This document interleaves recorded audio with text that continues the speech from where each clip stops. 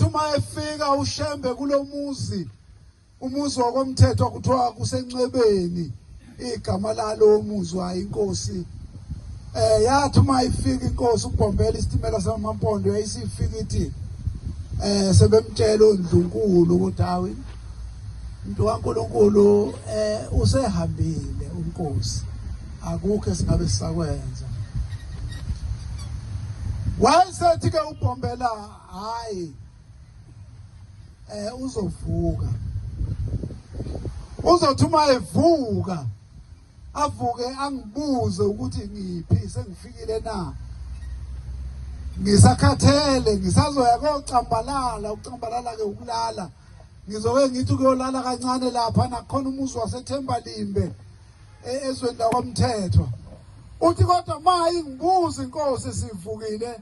anothi ngilanga ezantsi ikhomba nje enye izindlu ezisezantsi khona konkosi ngangempela yasale yavuka inkosi ithema ivuka yayisibuza ukuthi awuphi bengimlindele kwathiwa inkosi ulanga ezantsi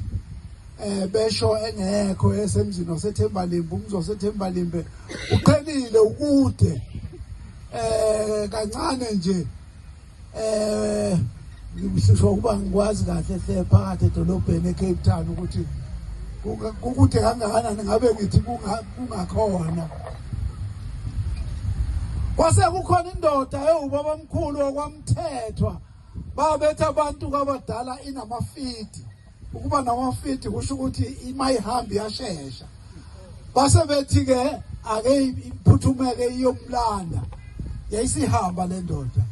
umthetho wasombebeni wahamba wabuya naye umuntu wasezulwini uthema efika kule nkosi yakithi kwamthethwa yayisivuka ngoba yayilele phansi yayisithi kodwa wephuzeleni ukufika wephuzeleni ukufika wafika senginje yayisithi sengiyahamba kodwa njengoba ngihamba nje anginalutho anginabantwana naloko kukhona okubili sengushiya kuwe wayesethi ke sekhuluma izwe elikhulu wathi lelizwe lakwamthethwa sengilishiya esandleni sakho sengilishiya kuwena uma lonakala ngiyolibuza kuwe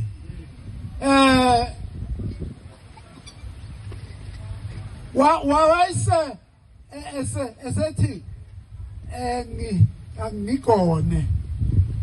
yayisiyenabi inkosi uBhombela isitimela samaMpondo yayisimgona uthema isimgonile wayisithula inkosi yayisihamba isifa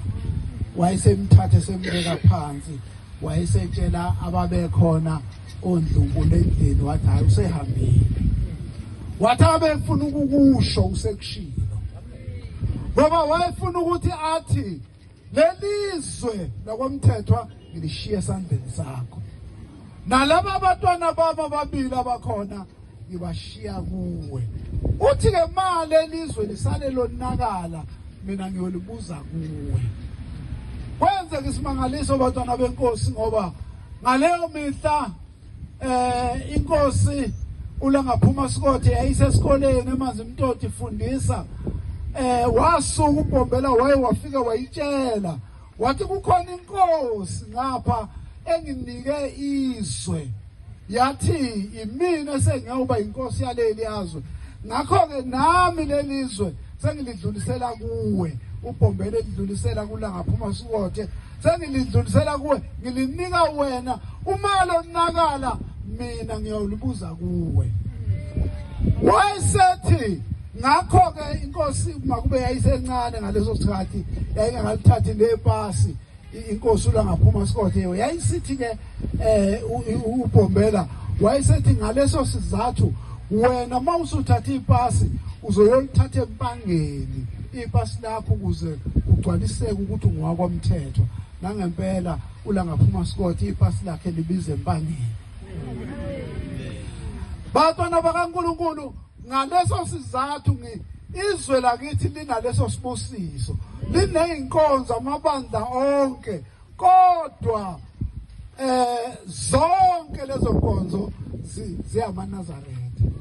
Isimangaliso into engaziwa nje ukuthi uyichaza kanjani. ziyamaNazaretha. Lonke uhlobo lweinkonzo olukhona lukhuluma ingoma eyodwa, lukhuluma ubuNazaretha.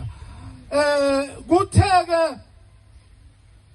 ngelinye ilanga yena ubaba uLangaphuma Sikothe elapha yana eThembalimbe, emzini waseThembalimbe, uhlezi njena wayothiwa ke ubaba uLangaphuma Sikothe uma amadoda ehleze emotha nenkosi yesizwe sawathethwa yayikhona eyindodana kule nkosi ekhotheme yakhothamela esandleni sikaBhombela. Uyabuza ke ubuza imoto ehamba lapha kude, uthi inkosi ebuze inkosini yesizwe yini le ehamba lapha? Kusho ukuthi kukudana khona, kodwa yisithi inkosi kubukeka sengathi imoto baba. Ithe sephendulile ithi ke inkosi ithweleni le moto. Awu into enjengalapha na ubona nakancane ukuthi imoto ulukhuni nakakhulu kubusho ukuthi ithweleni. Sekusho yena kuqala ukuthi hayi ithwele ingulube le moto. Uthi ke inkosi la ezweni lakwaMthethwa uma kuyawuba khona umuntu ofuya ingulube la ezweni lakwaMthethwa wofika esipaneni sakhe seyinkabe bophele, ufika uthathe ifolosi, uthathe itilosi. Abantu banamhlanje abakwazi nokuthi yini lokho ifolosi netilosi. Ifolosi inkabi edonsa phambili, ebese kuthi itilosi inkabi econtrol igeja ngapha emuva edonsa emuva. Uthi wofika uthathe leyo nkabi phambili ifolosi netilosi. Uthi makukhona umuntu la ezweni lakwaMthethwa oshisa umlilo ngelanga langeSabatha, woya ufika uthatha itilosi, uthatha ifolosi, uthatha itilosi. Uthi makukhona umuntu osebenza ngeSabatha la kwaMthethwa, uthi maye kumangalela lo muntu othathe impahla zakhe ehambe enkantolo eyokumangalela, uthi thina boShembe sibe sikhona enkantolo. Ngakho-ke leli lizwe bekuyizwe elinesbusiso elihlonishwayo, nayo inkosi yesizwe ihlonipheka ngoba le nkosi engikhuluma ngayo ihamba zolo lokhu isimpunga ey'ntweni zonke bizazi, ayikho into ebiyazisa njengoShembe. Ngisho ngabe ibizokwenzana ekhaya layo ibithumela enkosini ukuthi ngizokwenza ukuthi izocela mhlawumbe befundise abazoyenzela lowo msebenzi, izocela isibusiso. Ihambe yahamba yagcina isithwala iy'nduna zayo. Izwe lakithi ke likhulu liney'nduna eziwu-46.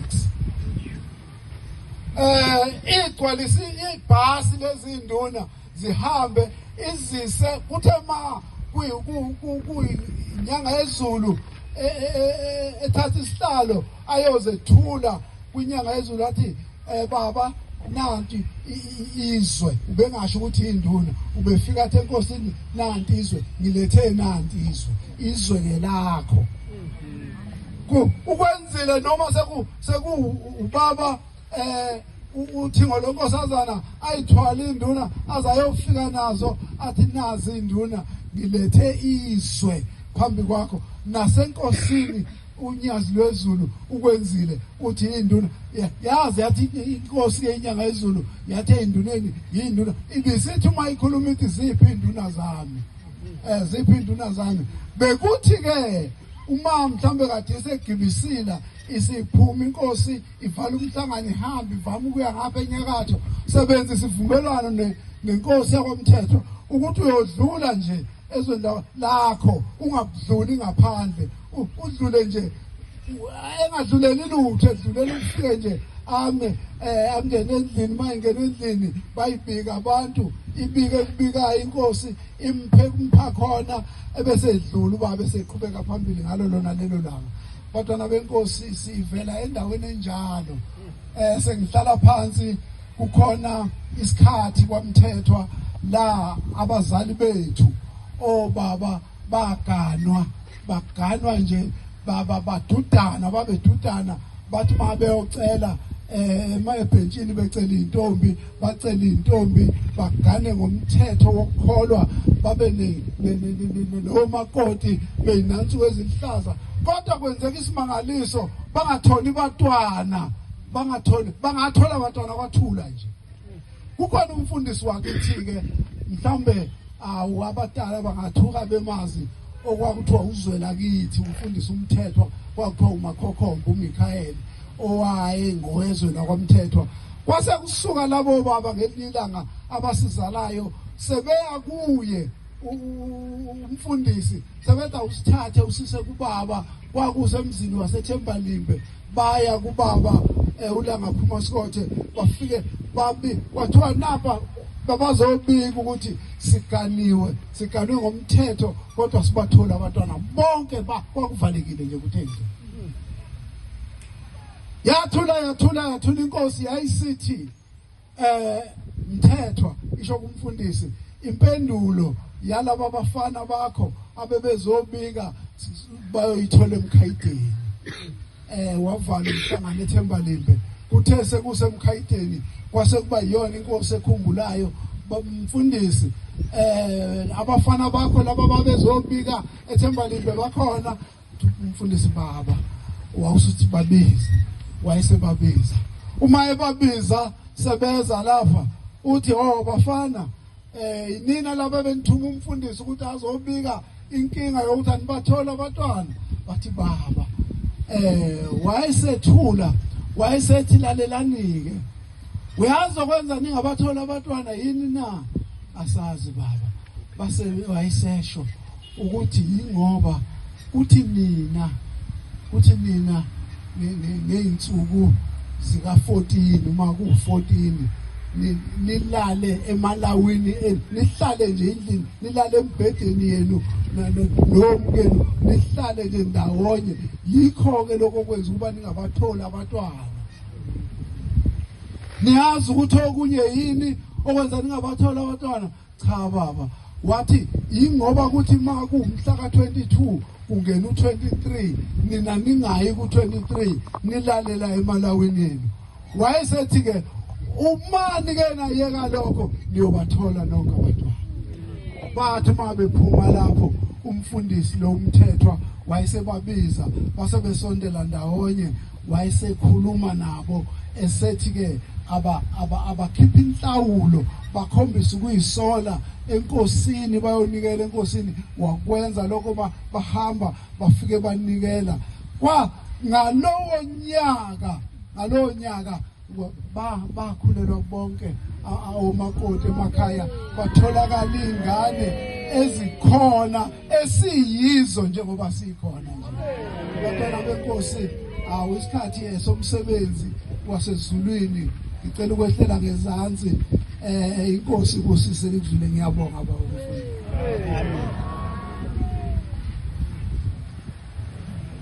siyabonga amazwi siwaphiwe umvangeli wenkosi